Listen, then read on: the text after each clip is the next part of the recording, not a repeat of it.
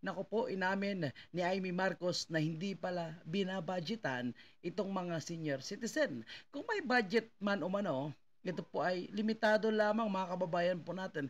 Kaya lumubo ng lumubo umano ang hindi nababayaran sa kanilang social pension ng mga senior citizen. Ito po yung nakakadismaya para sa administrasyon ni Marcos Jr. dahil mahilig po sila magpa-party-party, no? Magpaduran-duran, magpa-concert diyan sa Golden Verge sa loob ng Malacanang. Mahilig po sila mamumudmod ng ayuda na 1,000,000 kada araw. Merong pong 500 billion na budget para po sa mga pang-aayuda, pero yung budget para sa social pension or social services para po sa mga senior citizen ay hindi po napupunduhan. Bakit ganon, mga kababayan? Ibig sabihin ba, hindi sila nakikinabang dito or wala silang makukuha sa pensyon ng mga senior citizen kaya hindi nila ito binabudgetan? Asa na po yung pagpapahalaga po nila sa mga senior citizen po natin? Ito panoorin po natin ang pag-amin ni Amy Marcos. Utang natin sa ating mga social, ang ating mga senyoritos at senyoritas. In 2023, 490,000 ang waitlisted seniors. Grabe 490,000, no? Yung hindi nabayaran 2023. So ibig sabihin pagdating ng 2024, posibleng madudubli pa.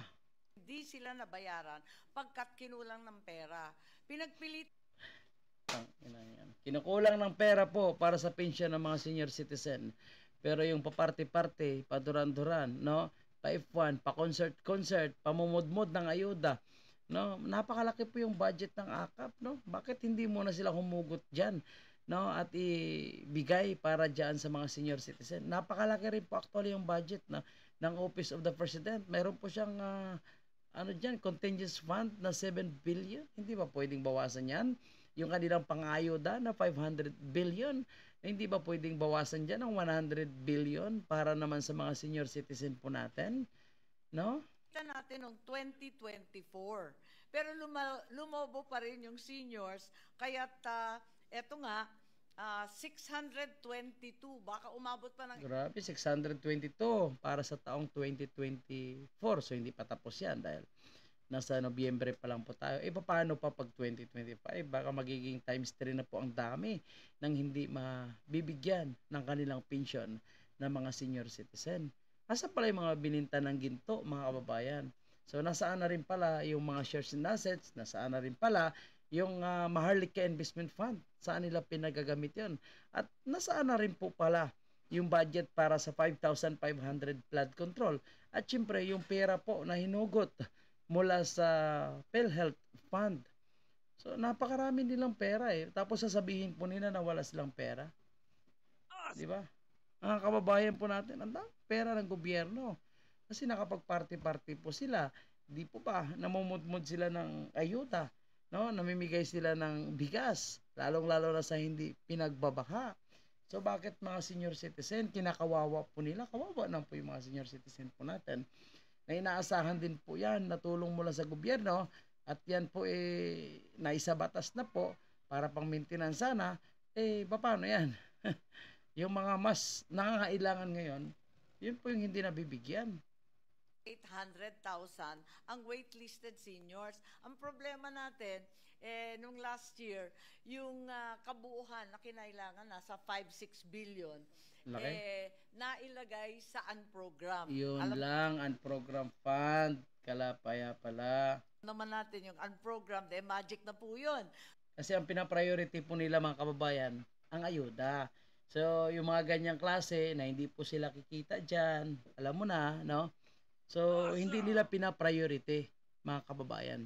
So, yung pinapriority nila is yung mga ayuda. Imagine mo, may 500 billion, no? Nakalabas para lang pang ayuda. Pero yung pension ng mga senior citizen, nakalagay sa program fund. Wow, grabe po. At ano pala yung nagawa ng kapatid ng presidente na si Amy Marcos? Hindi niya po ba pwede pakiusapan yan? Hindi po ba niya pwedeng isulong yan, no? Sa House of Representatives o sa Senado, nabigyan naman ng priority no, para hindi naman magiging kawawa na nag-aantay na umaasa po yung mga senior citizen po natin na makatanggap ng kanilang pensyon, no? Pero hindi pala napagbibigyan. Kung meron tayong savings, okay. Kung wala, tiis. Kaya dahil dito, dahil sa kakulangan ng budget, nabigyan natin yung malaking bahagi ng ating senior citizens, pero madami pa talaga sa kanila ay ang hindi nakakatanggap. Aminin So parang natin, malaki. baliktad naman po mga kababayan. Ang sinabi ni Amy Marcos, bibigyan daw po niya ng malaking budget, no? Yung para sa mga senior citizen. Pero inaamin niya na kulang sa budget. So paano niya mabibigyan ng malaking pondo itong linya po ng mga senior citizen kung inaamin niya na wala palang pondo? So bakit pa pala sila nag-i-insert itong si Martin Romualdez sa pondo ng House of Representatives? Nag-i-insert po sila ng 11 billion. Nag-i-insert po sila ng 12 billion. May akap po sila na halos 600 billion. AKAP is 39 billion. Tapos meron po silang ayuda, no, na 593 billion. So, napakaraming pera na hindi lang po masyadong na-distribute sa ibang programa po ng gobyerno. Kundi ngayon ay nakatutok po itong sila Martin at saka sila Saldico, syempre itong si Junjun Bangag, no, sa pamumudmud ng ayuda.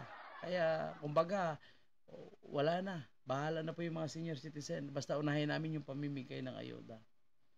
So, tingnan natin mga kababayan, no? Kasi si Amy Marcos yung nakatuka dito. Tingnan natin kung ano po yung kanya magagawa. Mabibigyan niya pa po ba ng solusyon, no, na hindi man siguro mabayaran lahat, at least maipsan, no, at mabawasan at bumaba lamang ang record po ng mga hindi nababayaran ng mga senior citizen. Paano po pala yung umaasa sa kanilang mga gamot dyan? Grabe. Nagpasa sila ng batas pero hindi pinondohan. Awesome. So, yan po mga kababayan po natin. Yan na po muna yung ating panibagong update. Maraming salamat po and God bless po. Sana po masolusyonan na ito, no, mga kababayan.